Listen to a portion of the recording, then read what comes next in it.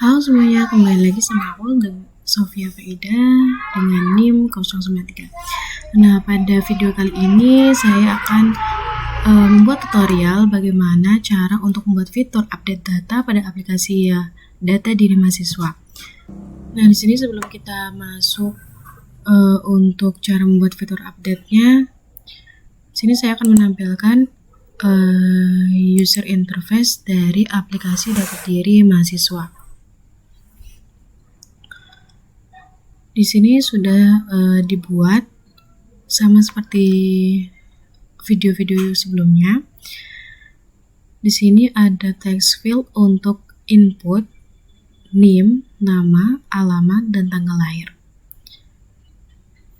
Nah, kemudian untuk ini JTabel atau tabel mahasiswa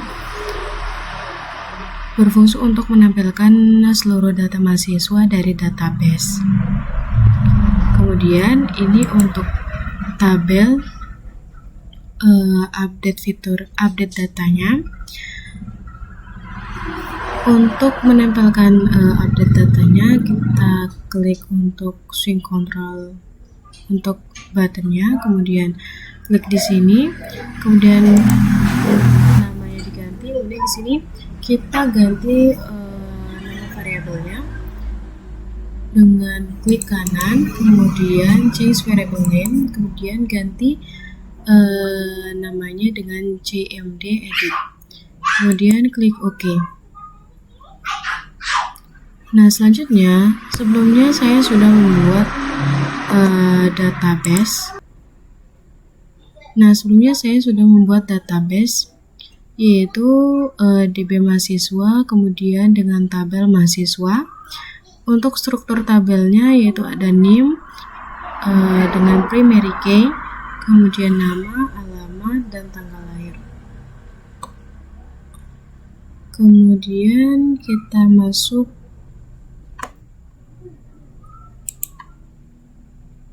untuk yang pertama kita lakukan adalah setting tabel dengan event mouse click. Caranya agar data yang ada di tabel bisa muncul kembali di form saat diklik, kita perlu mengatur event pada tabel. Caranya dengan klik kanan tabel, kemudian event, kemudian mouse, kemudian mouse click. Ketika kita tekan, maka dia akan menempatkan di mana kita akan memasukkan codingannya. Nah, di sini saya sudah memberikan codingannya.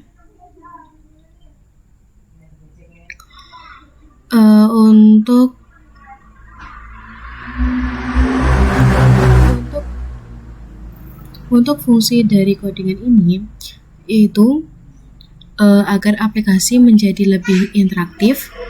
Nah, ketika pengguna mengklik salah satu baris pada tabel mahasiswa atau T mahasiswa, data yang ada di baris tersebut akan secara otomatis disalin ke dalam kolom-kolom input, yaitu ada NIM, nama, alamat, dan tanggal lahir.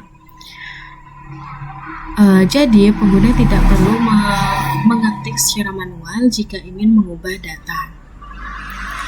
Kemudian, setiap baris kode ini memiliki struktur yang sama, yaitu set text atau mengisi teks yang datanya diambil dari get value at atau mengambil nilai dari tabel. Nah, untuk perintah t mahasiswa.get selected row di sini berfungsi untuk mendeteksi baris mana yang sedang diklik oleh mouse pengguna. Nah, di sini terdapat 0 kali 1, 0 kali 2, 0 kali 3, dan 0 kali 4. Di sini fungsinya adalah mengambil data input. Untuk yang pertama, untuk yang satu ada nama, Yang untuk yang satu ada NIM, nama, kemudian alamat, dan yang terakhir ada tanggal lahir. Kemudian di bagian akhir setiap baris ada fungsi toString. Nah, di sini toString ini sangat penting karena data di dalam tabel biasanya bertipe objek, sehingga kita perlu mengubahnya menjadi format string atau teks agar bisa ditampilkan di dalam text field. Kemudian kita lanjut untuk proses codingan dari update. Di sini kita klik aja 2 kali. Klik 2 kali. Nah, di sini saya sudah mencantumkan codingan yang sudah saya ketik sebelumnya. Di sini akan saya jelaskan satu persatu. Di sini saya menggunakan try dan charge sebagai pengaman agar jika terjadi kesalahan pada database, aplikasi tidak langsung berhenti. Kemudian untuk variabel string SQL di dalam blok kurung kurawal ini kita mulai menyusun query database secara bertahap. Di sini menggunakan perintah update mahasiswa set nama sama dengan tanda petik 1 di atas dan ditutup dengan tanda petik 2. Yang artinya kita memerintahkan database untuk memperbarui data di tabel mahasiswa. Nah, kemudian mengambil data tersebut yang diketik oleh user menggunakan fungsi getText. Nah, getText ini mengambil teks nama, teks alamat, kemudian teks tanggal lahir. Semua data ini dipisahkan dengan tanda koma sesuai dengan sintaks SQL yang benar.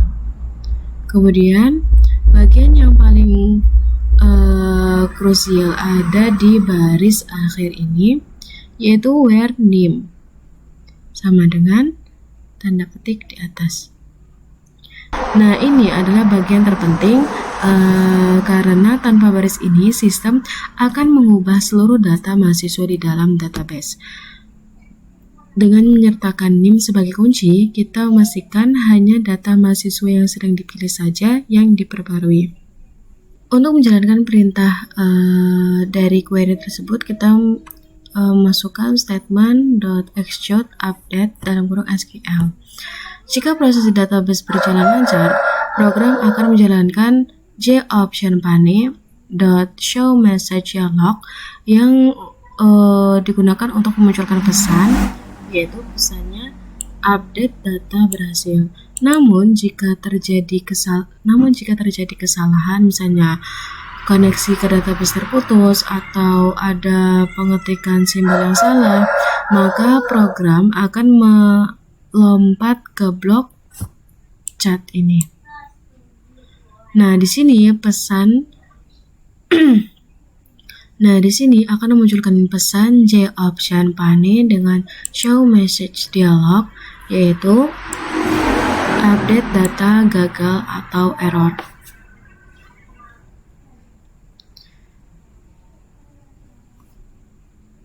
Itu akan ditampilkan di layar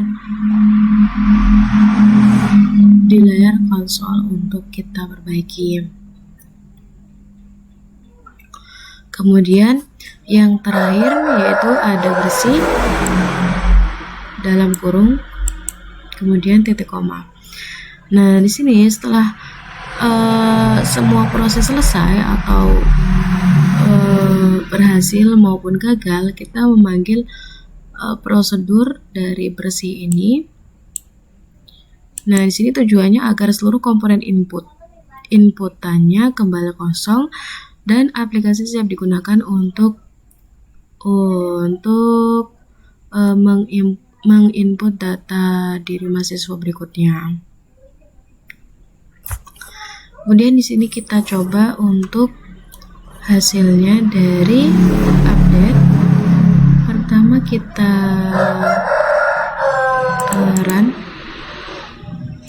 run file.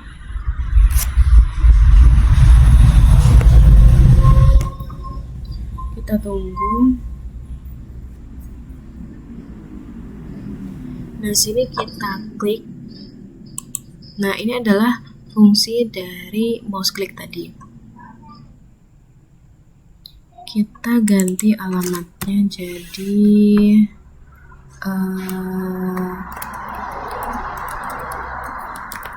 Samarinda.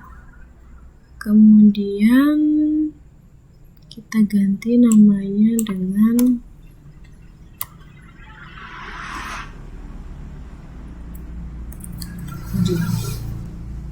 kita update. Nah, di sini sudah berhasil, yaitu update data berhasil. Nah, kemudian dia akan mengganti seperti ini.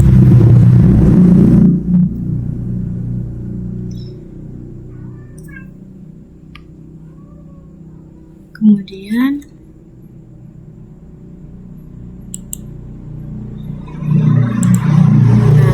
ini adalah fungsi dari bersih tadi.